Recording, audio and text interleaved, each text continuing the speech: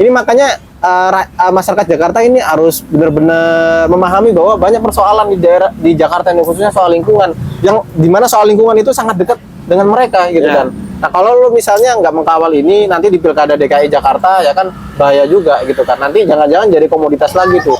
Ketemu lagi dengan beta Bung Redi Walang bercerita. Apapun ceritanya, yang penting bermanfaat. Kang Awi sehat? Sehat. Dari mana tadi? Kayaknya jalan tadi aja. dari piagam penghargaan. Mewakili.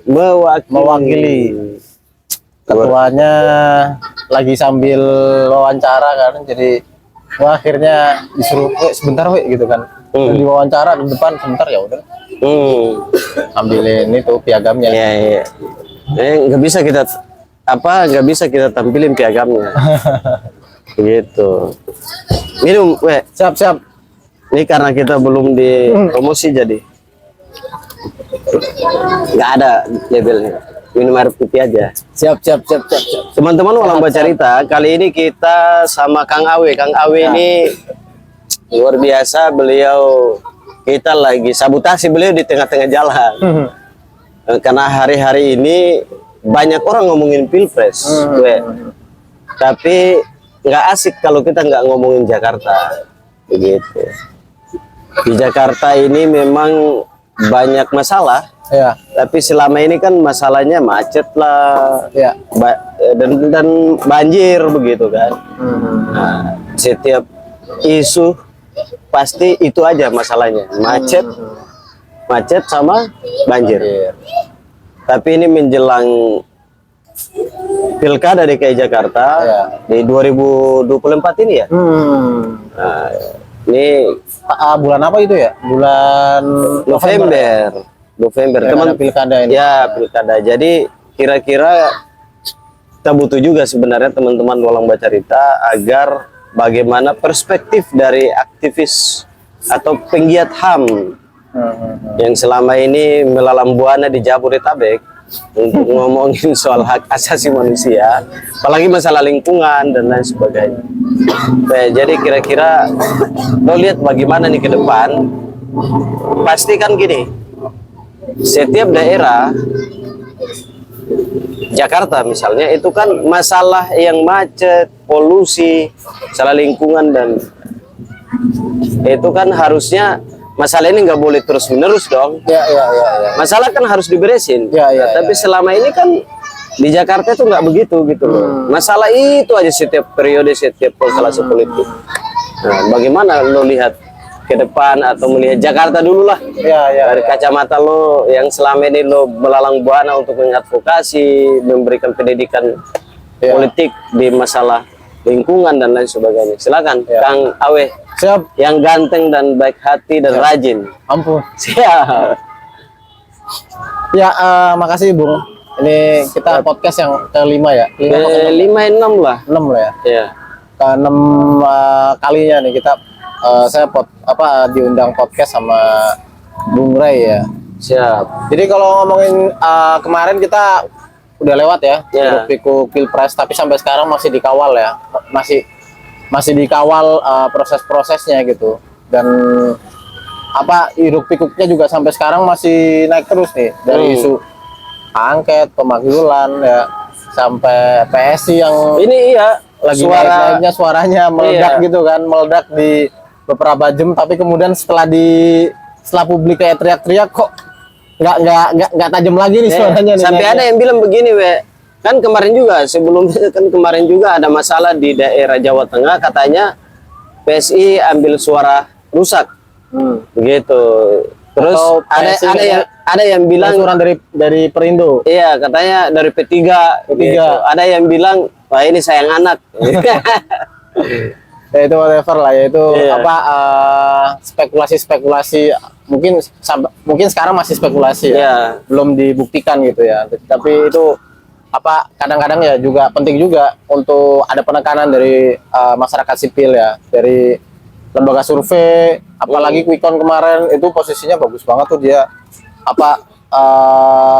Ada itu, maksudnya di era demokrasi sekarang di Indonesia itu lengkap lah perangkat-perangkatnya kita untuk mengkawal demokrasi ini kan. Jadi ya tenang-tenang aja lah, nggak perlu pakai ini ya, nggak perlu pakai perasaan baper-baper gitu Ya. ya, karena semua rule-nya udah ada. Jadi kalau Ya. sorry saya Dikasih potong. Kalau uang. soal perasaan ini saya mau bilang bahwa kalau sampah itu buang pada tempatnya, kalau baper pada tempatnya. Iya, betul. Ampun. Ya, kalau ngomongin Jakarta, udah pasti ya sangat strategis banget ya, sangat menarik sih sebenarnya sih kalau di Indonesia, karena Jakarta ini selalu punya cerita. Jakarta ini selalu jadi awal gitu. Iya, iya, iya. Jakarta ini selalu jadi start gitu ya, start untuk memulai segala sesuatu, baik itu ekonomi, ya sosial, kebudayaan, ya kebijakan, bahkan politik gitu kan. Itu semua ada di Jakarta gitu. Kenapa gue bilang kayak gini? Misal nih ya, sekarang kan udah mulai tren tuh, kalau misalnya lo mau nyalon presiden ya kan, lewat Jakarta lah Iya, pintunya. iya. Gitu. Calon bupati, calon gubernur, Iya. Jakarta ujungnya. Terus saking sentralnya ya kan, dan bahkan saking overloadnya ya, mau dipindah ke IKN gitu. Iya. Tapi Jakarta tetap seksi. Jakarta tetap menjadi pusat apa namanya kebudayaan di Indonesia, peradaban gitu ya, kebijakan, pusat kebijakan ya, terus juga pusat politik juga ya gitu, terus dan perkembangan ekonomi kita. Iya. Jadi nggak akan inilah, meskipun nanti IKN nunggu 30 tahun lagi lah, baru kemudian baru kemudian mungkin nanti Jakarta itu ya biasa-biasa aja. Nah, karena telah lama menjadi ibu kota, banyak juga permasalahan di Jakarta ya, karena waktu di era Orde Baru ya, kita tahu Jakarta tuh sebagai pusat gitu ya, pusat segala macam kebijakan apapun lah gitu, sampai tersentral di Jakarta, sampai pembangunan di daerah itu tertinggal gitu. Nah, dalam proses pembangunan pas waktu Orde Baru itu banyak sekali rule-rule yang ditabrak gitu. Pembangunan Misalnya? yang nggak terkontrol ya kan gitu, pembangunan yang nggak terkontrol, pembangunan yang rezim ya kan pada waktu itu. Misal pembangunan Taman Ismail Marzuki misal ya, kita tahu Taman Ismail Marzuki itu kan berdarah-darah itu. Yang kita nikmatin sekarang itu kan Taman Ismail Marzuki kan dia berdarah-darah dari sebuah peristiwa berdarah juga di sana. Waktu itu orang-orang asli di sana digusur secara paksa. Ya, dia nerima uang dengan uang yang salah kadarnya aja gitu kan, untuk penggantian gitu. Selebihnya mereka dipaksa untuk keluar dari sana, diganti dengan paksaan ya. Maksudnya diganti dengan nominal yang nggak seberapa gitu. Ya, itulah kekuatan Orde Baru pada waktu itu. Sehingga ekonomi timpang semuanya ada di sini nih. Terus pembangunan itu jadi nggak terkontrol gitu kan. Apalagi soal lingkungan hidup, soal air, ya kan. Kita akhirnya kalau di Jakarta itu apa aja pakai air beli, ya kan. Nggak ada yang gratis coy. Nah, kalau kita di kampung ya kan gratis, kita mau mandi sepuasnya. Kalau di sini ke toilet ya kan 2000 ya kan, belum lagi beli air buat minum, air bersih ya kan. Di daerah-daerah Jakarta Utara masih jualan air yang pakai galon-galon gitu kan, Padahal gitu. Jakarta itu. Padahal negara Orang kita asli udah maju itu di sini gitu kan. Jadi sorry saking modernnya kita air aja beli gitu, air yang segalon aja bisa dijual 3.000 5.000. Padahal tanah punya kita, air punya kita. Indonesia tanah air kan. Iya. Tanah punya kita, air punya kita, beli lagi. Iya. Masalahnya pengelolaan air kita kan juga tadi makanya nanti kita bahas tuh, swastanisasi besar-besaran juga ya, privatisasi. Jadi kebijakan soal air pun di Jakarta terutama ya, itu terlalu profitable gitu. Padahal itu kan sumber daya yang harus dikelola oleh negara ya kan, karena ini sangat sentral. Air itu sentral bro. Kalau nggak ada air, keamanan negara hancur gitu. Maksudnya itu termasuk bagian dari keamanan insani. Jadi kalau misalnya air nggak aman, semua akan berpengaruh. Sama juga halnya dengan pangan. Gitu. Nah, nggak cuma air gitu ya, sungai, pulau-pulau pesisir, air tanah ya kan. Air tanah kan sekarang di Jakarta udah mulai turun. Ya kan, segala macam. Nah, itu persoalan inilah yang disebut sebagai persoalan lingkungan di Jakarta, yang dari dulu sampai sekarang tuh nggak beres gitu ya. Ada banjir ya kan, ada air tanah yang terus dikuras ya kan. Padahal ada penjualan air juga, tapi orang lebih memilih air tanah. Nah, pertanyaannya kenapa bisa begitu gitu kan? jangan-jangan negara kita nggak mengurus itu, dibiarin aja gitu kan. Air tanah makin turun yang disalahin masyarakat, padahal dia nggak memberikan kebijakan yang Padahal kan itu tugas adil, negara. itu negara yang harus ngatur. Pertanyaannya kenapa masyarakat itu lebih milih air tanah daripada air pump misalnya kan? Itu kan sebuah pertanyaan juga, apakah air pumpnya terlalu mahal atau aksesnya susah untuk diakses gitu kan, atau dimonopoli sama perusahaan-perusahaan air di Jakarta gitu kan. Itu makanya kita kemudian nanti coba kita coba kita beredar soal itu. Terus tata ruang kota yang hancur-hancuran di Jakarta gitu kan. Oke, mending sekarang nih agak mendingan ya gitu ya. Tapi ruang-ruang RTH apa namanya tuh? Ruang RT RW ya. bukan RTH itu apa namanya? Iya, apa namanya? Ini teman-teman sambil cari RTH ya. Oh, ruang terbuka hijau. RT iya. Ruang terbuka hijau kita kan juga sangat minim banget ya di Jakarta gitu kan. Gitu Karena kepemilikan lahan di Jakarta kan lebih dari 70% kan yang mengambil alih korporasi gitu kan. Gitu. Swasta ya. Iya, jadi ruang-ruang publik ya kan, ruang-ruang hijau gitu kan. Ruang yang harusnya dimiliki sama masyarakat di sini kemudian banyak dimiliki sama korporasi segelintir orang aja. Itu kan mengganggu mengganggu struktur sosial juga ya di Jakarta. Gitu. Ini itu salah satu problem aja dari banyak persoalan yang ada di Jakarta. Nah, kita balik lagi nih ke dalam waktu dekat nih kita mau pilkada DKI Jakarta ya, gitu. Nah, tadi yang gue bilang Jakarta itu semuanya itu selalu seksi di Jakarta. Statnya politik itu ada di Jakarta, gitu. Jadi partai-partai politik itu pasti melihat Jakarta itu sebagai modal utama tuh. Kalau lu bisa menang ya kan di Jakarta, lu punya kas untuk melanjutkan ruang politik yang lebih tinggi gitu kan. Gitu maksudnya tangga politik yang lebih tinggi gitu. Misal calonnya menang di DKI Jakarta. Wah, dia punya suara ya kan. Dia punya istilahnya punya suara, punya prioritas perhatian dari publik ya. Kemudian dari partai-partai yang lain gitu. Nah, itu saksinya pilkada DKI Salah Jakarta. satu seksinya Jakarta itu akhirnya sekarang Pak Ridwan Kamil setelah dari Jabar sekarang dipromosikan juga tuh untuk DKI kan. Iya. Saking seksinya Jakarta itu. Itu salah satu dampaknya sih karena Jokowi efek ya. Jokowi efek waktu itu dia Jokowi jadi gubernur, kemudian sekarang itu rumusannya kalau lu mau sasar itu RI 1 ya kan selesaiin dulu Jakarta. Iya. Saking begitunya makanya. Jadi loncat mau kemana-mana tetap lo di Jakarta dulu baru. Tetap sekarang ini Jakarta. Kalau dulu trennya ketua partai. Ya kan, lo harus jadi ketua partai untuk menanjak naik di politik yang paling teratas. Di RI 1 misalnya, lo harus jadi ketua partai gitu kan. Tapi sekarang enggak. Jakarta. Trennya itu berubah sekarang di Jakarta gitu. Makanya kayak Ridwan Kamil itu nggak heran dia. Kemudian lagi kemana gitu kan, OTW Jakarta nih gitu. Kalau kata Ridwan Kamil kan gitu ya gitu. Jangan-jangan Ganjar kalah karena nggak Jakarta dulu gitu. Iya mungkin. Gitu. Karena di sana dia harus membagi suara dengan anaknya presiden. Oke. Terus apa lagi kira-kira soal masalah air di Jakarta, terus ya ruang terbuka hijau, apalagi selama ini yang lo advokasi, yang lo dapat itu? Ya jadi gini, konteksnya sekarang gini ya, isu lingkungan hidup di pilkada DKI Jakarta sampai saat ini tuh hanya menjadi komoditas. Maksudnya gimana tuh? Hanya menjadi komoditas politik aja, gitu. Dari momentum pemilihan politik sebelumnya itu kayak kemarin pas waktu Anies naik gitu kan. Itu kan Anies jadi itu kan waktu itu dia memenangkan isu publik dengan dengan isu lingkungan hidup. Tapi persoalannya kan nggak selesai ya kan. Dia udah teken kontrak sama aktivis gerakan lingkungan ya kan, gitu. Dia berjanji akan menolak reklamasi ya kan dan segala macamnya gitu.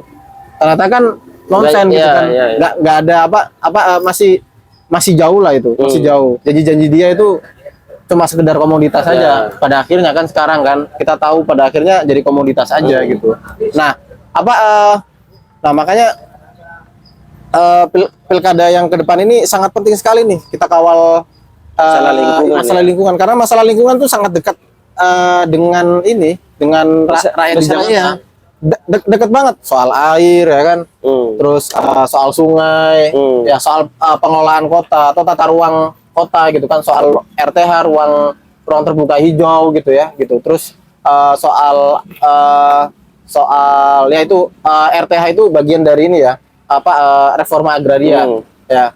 Terus soal udara juga ya kan, soal udara yang kemarin pas waktu debat itu sempat disinggung polusi udara di Jakarta gitu. Terus soal banjir ya kan gitu. Nah itu semua persoalan yang dekat sama Jakarta gitu ya. kan. Nah makanya penting sekali masyarakat di Jakarta itu tahu betul bahwa sebenarnya kita itu lagi ada masalah loh gitu kan.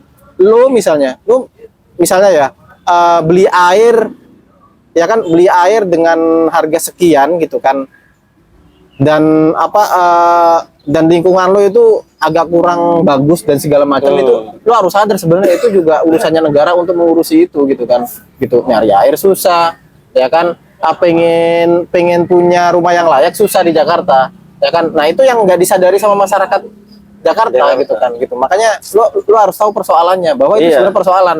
Parahnya kan masyarakat Jakarta ini kan nggak tahu bahwa itu persoalan gitu.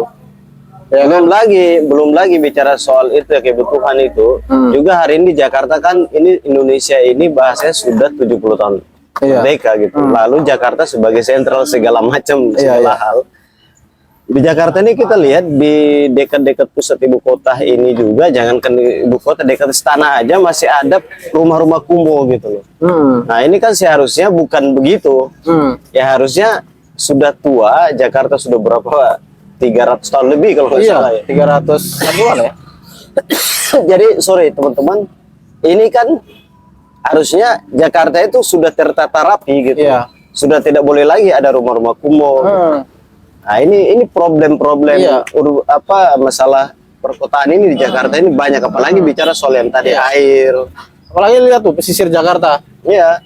Dia bisa disebut pesisir nggak? Orang tingginya air laut itu dengan rumah itu sekarang itu 2 meter loh di atas air. Mungkin di atas ini, di atas tanah ya, di pesisir Jakarta itu. Coba bayangin, mungkin nanti kalau tanggulnya jebol ya udah selesai itu. Ya kan, dan itu bisa jadi ke depan kalau misalnya ada bencana atau misalnya terlalu parah lingkungannya, ya tinggal nunggu aja, mungkin nggak sampai 5 tahun itu bisa habis itu pesisir Jakarta gitu kan. Gitu, nyari pantai udah nggak bisa kita, kecuali pantai buatan kalau di Jakarta. Lo kalau misalnya nyari pesisir pantai berpasir yang di Jakarta, lo nggak mungkin bakalan ketemu. Ya kita kan? Ke Karawang, Bekasi sana kan? Iya, paling di sana lah. Di sana pun udah mulai abrasi kan, udah mulai kena ini kan istilahnya abrasi ya. Istilahnya tanahnya itu udah mulai terkikis gitu karena laut gitu kan, dan itu menurut data kan itu fantastis banget itu. Laut ini semakin mengikis pantai-pantai di bahasanya Jawa, begini gitu. Aja, laut semakin dekat dengan rakyat, dengan rumah rakyat. Bahkan rumah pun udah tinggal sejarah aja itu kan. Ada rumah, ada masjid, ada jalan, semua bahkan tinggal sejarah. Di Jawa Tengah itu kan parah banget itu. Yang menarik lagi ini bagaimana lo lihat Jakarta? Tadi masih banyak problem, tapi sebelum kita ke sana, Depok, Bekasi, Bogor gitu, daerah penyangga ya. Nah ini kesalahan-kesalahan apa yang selama ini yang lo lihat? Yang harusnya Jakarta ini dia tidak punya problem banyak karena ada daerah penyangga ini. Nah ini sebenarnya nih, lo tahu kan undang-undang DKJ? Yang lagi baru ini, yang lagi digodok. Yang soal Jakarta ini, ya daerah khusus Jakarta, itu kan sama pemerintah kan mau dibuat semacam kalau di undang-undangnya itu aglomerasi ya. Jadi semua itu mau dikelola sama pemerintah pusat gitu ya. Jadi nggak ada lagi nanti kita kalau misalnya ini diketok gitu, kayak nggak ada lagi nanti pemilihan gubernur itu udah nggak ada lagi. Terus nanti DPR akan dikelola oleh Wapres gitu, wakil presiden. Mungkin nanti Gibran tuh yang ngurus tuh. Kalau nanti diketok. Terus nanti yang bupati segala macam semua ditunjuk ya, kan semua ditunjuk gitu. Terus pembangunan semuanya kembali ke Orde Baru dong. Iya, bisa tersentral itu nanti itu. Nah, tapi yang perlu yang perlu digarisbawahi soal pembangunan itu kan nanti kan ujungnya di pembangunan. Ujungnya itu kan untuk mengamankan pembangunan di daerah Jakarta gitu. Nah, pertanyaannya, apakah pembangunan di daerah Jakarta dan sekitarnya ini yang lo bilang itu tadi bisa membuat sebuah kebijakan pembangunan yang berkeadilan gitu kan? Atau jangan-jangan malah justru nanti terkontrol gitu, dimonopoli gitu ya, oleh swasta-swasta ini kan, sama swasta-swasta yang bersekutu sama para politisi gitu ya, kan. pemerintah pusat lah. Iya, nah itu kan bahayanya gitu ya, bahaya undang-undang DKJ kalau nggak dikawal gitu ya, gitu. Selain daripada mereka juga punya targetan politik gitu kan, gitu. Dan memang banyak sih kepentingan undang-undang DKJ itu kenapa dibuat gitu, itu sih ya, salah satunya sih emang itu tadi di daerah pesisir Jakarta yang bentar lagi laut itu udah mungkin bentar lagi bukan bisa, 1 meter lagi, bukan 2 meter lagi, iya bisa bermeter-meter di atas gitu. Terus ada rencana pembangunan giant seawall ya kan, dan segala macam gitu. Nah ini makanya masyarakat Jakarta ini harus benar-benar memahami bahwa banyak persoalan di Jakarta ini, khususnya soal lingkungan, yang dimana soal lingkungan itu sangat dekat dengan mereka gitu kan. Nah kalau lo misalnya nggak mengkawal ini, nanti di Pilkada DKI Jakarta ya kan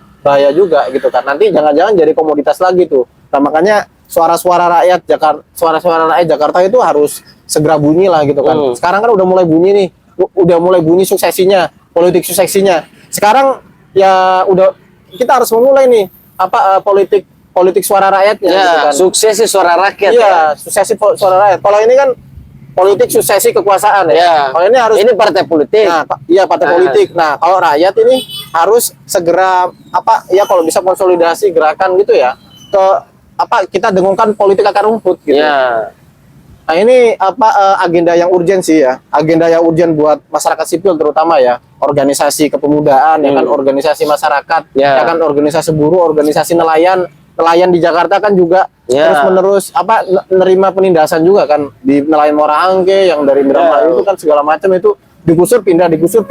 Mereka itu nggak ada kehidupan yang layak di sana gitu kan. Gue pernah ke sana sampai KTP-nya aja bermasalah kemarin Pilpres itu kan. Pilpres itu. Gue pernah ke sana tuh. Dia tuh harus membagi rumah dia. Jadi rumahnya rumah panggung ya kan. Rumahnya rumah panggung. Jadi dia itu harus siap-siap kalau lagi malam kan masuk airnya, jadi dia tuh ke atas gitu kan. Gitu. Saking nggak pedulinya pemerintah terhadap para nelayan di sana gitu kan. Oke lah, nelayan di sana itu memang dia migrasi misalnya dari Indramayu, dari Cirebon, dari Borobudur, tapi juga ada yang dari sana. Tapi maksudku gini, kita nggak membedakan dia di mana, tapi dia tetap warga negara juga kan, yang hinggap di Jakarta, ya kan gitu. Terus dia punya banyak memberikan sumbangsi ekonomi kerakyatan juga, ya kan. Ya ini, tapi kan pada akhirnya kan laut kita kan hancur, ya kan, ekosistemnya hancur dan segala macam. Lokasi-lokasi wisata juga yang kita nikmatin cuma di atas ya, pas waktu udah ngeliat ke bawah terumbu karang udah banyak yang habis gitu kan, gitu. Di pulau-pulau Seribu kan itu udah mulai banyak yang habis gitu kan, gitu. Sampah-sampah berkeliaran di daerah Teluk Jakarta udah kayak ini coy, udah kayak minuman boba itu loh. Jadi ada minuman terus ada yang hitam-hitam, ada yang merah segala macam, itu biasa gitu kan. Kalau kita mancing dapatnya sampah. Kalau di Teluk Jakarta gitu. Nah itulah makanya kemudian balik lagi ke rakyat ini, ke rakyat Jakarta ini, kita harus gimana? Ya mau nggak mau kita harus ini bergerak ya, harus konsolidasi gitu. Harus konsolidasi terus kumpulkan aspirasi kitanya ya kan. Kemudian tunjukkan bahwa rakyat punya wewenang gitu kan. Misalnya pokoknya nih rakyat yang, jadi kalau kita nggak gitu nanti oligarki yang menggerakkan gitu, menggerakkan isu publik. Kalau udah menggerakkan isu publik, lagi-lagi isu elit yang kemudian dibicarain di Pilkada DKI Jakarta nanti. Makanya kekuatan rakyat itu kan penting untuk itu kan, untuk suara-suara akar rumput ini bisa didengar gitu kan. Gitu. Baik itu di sektor ini rakyat mesin kota ya kan, buruh ya kan, terus kegiatan NGO-nya ya kan, organisasi perodial, organisasi kepemudaan. Ya kita harus bersikap lah soal ini. Bersikap dalam artian ayo kita inventarisir sama-sama persoalan Jakarta, dan kita perjuangkan ini ke level kebijakan, ke pengambilan kebijakan gitu kan. Momentumnya di mana? Di Pilkada DKI Jakarta nanti. gitu. Kita harus ambil tuh ruang publik itu, ya kan? Kalau bisa nih ya, kalau bisa rakyat bikinlah itu debat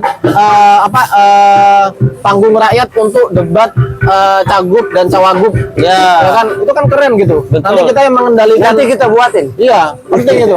Nanti kita yang mengendalikan narasinya gitu kan. Betul. Gitu. Harus kayak gitu ya kan, masyarakat Jakarta itu. Kalau nggak gitu ya lagi-lagi nanti jadi komoditas lagi. Yeah. Kita nggak mau itu kan gitu.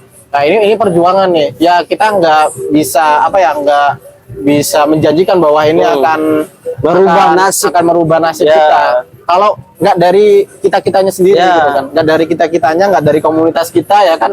Nggak dari upaya-upaya kita untuk mencari titik temu dalam pergerakan ini kan. Ya. Gitu sih, itu makanya perlu kita kawal nih. Entah nanti itu ini ya peta politik Pilkada DKI Jakarta itu gimana nanti gitu kan. Yang pasti jangan kalah lah sama isu-isu elit di Jakarta gitu kan. Kita harus membangun aspirasi dan isu kita sendiri gitu di akar rumput ya. Di akar rumput gitu. Itu sih, Bung. Terakhir ini apa yang urgen yang harus dilakukan oleh tadi kan masalah ya. Tadi masyarakat harus lakukan jelang Pilkada DKI, masyarakat memang harus lakukan hal-hal yang seperti tadi. Terus apa tugas dan bukan tugas ya sebenarnya. Apa pesan kepada orang-orang atau tokoh-tokoh yang nanti yang sekarang sudah muncul Ridwan Kamil dan beberapa orang ke depan untuk mau lo jadi gubernur DKI Jakarta lo ini loh gitu yang harus lo perhatikan. Iya, para elit-elit harus mendengar dong suara rakyat gitu kan. Ya, mau nggak mau ya DKI Jakarta ini harus harus pulih. Maksudnya gini, kalau kita nggak mau mulai sekarang mau mulai kapan lagi gitu kan, gitu. Mau nunggu sampai sungai itu udah surut gitu ya, gitu, udah surut gitu, atau misalnya nunggu sampai Kalimalang udah nggak jadi kali lagi, udah nggak jadi kali lagi tapi jadi tanah gitu ya, karena saking banyaknya sampah gitu. Jadi maksud gua ya elit-elit ini juga harus mendengarkan, harus berangkat dari persoalan di bawah gitu. Kalau di DKI Jakarta itu bukan cuma sekedar pijakan para elit untuk menanjak pada tangga level yang lebih tinggi dalam hal politik gitu kan. Tapi di luar daripada itu banyak persoalan di DKI Jakarta yang dari dulu sampai sekarang tuh nggak selesai-selesai. Nah, gua sih pesannya itu juga pesan ke elit itu ya juga ya. Itu mereka harus turun harus mendengar suara rakyat. Tapi yang pasti itu gua tuh malah justru gini, malah lebih berat ke ke elemen rakyatnya sendiri gitu. Kita juga harus harus bersuara juga gitu kan, harus memberikan kesadaran kepada orang yang di sekitar kita juga gitu. Misalnya kampus gitu kan harus bergerak gitu ya kan, terus rakyat miskin juga harus bergerak gitu. Jangan sampai negara ini dari awal sampai negara ini entah kapan masih bertahan kita dibilang rakyat miskin kota terus. Sekali dibilang loh rakyat sejahtera kota gitu ya. Iya. Nah memang persoalannya masyarakat di perkotaan memang kompleks ya. Itulah tantangannya gerakan rakyat di daerah perkotaan ini. Kompleks banget, Bung. Kalau misalnya di daerah perkotaan ini kan gitu. Nah, makanya itu sektor-sektor rakyatan yang memang potensial untuk bisa menggerakkan isu-isu publik ini dan mobilisasi masyarakat ke arah situ, itu mereka harus segera tampil lah. Gitu. Nah, kalau untuk elit yang tadi ya itu tadi gitu. Elit jangan cuma ngomongin jadi isu rakyat jadi komoditas aja. Iya, gitu. Jangan cuma orientasinya ke suksesi ini aja, suksesi kekuasaan aja. Ya. Tapi lu juga harus adu gagasan juga. Adu gagasan gimana cara menyelesaikan Jakarta, gimana cara memulihkan Jakarta, ya kan? Itu khususnya di sektor lingkungan hidup ya, gitu. Gimana caranya, gitu ya kan? Nah itu juga penting itu untuk para elit itu sadar gitu. Lu harus adu gagasan tuh, gitu kan? Sehingga nanti ada solusi-solusi ya yang bisa kita dapat dari situ gitu.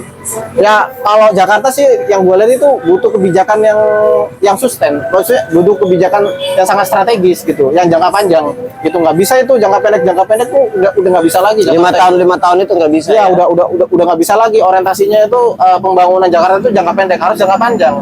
gitu. Sebenarnya gue lihat kalau pemerintah rezim Jokowi ini dia punya potensi untuk ini apa, untuk kesana ya kan gitu. Tapi juga memang ternyata kan banyak persoalan juga kalau misalnya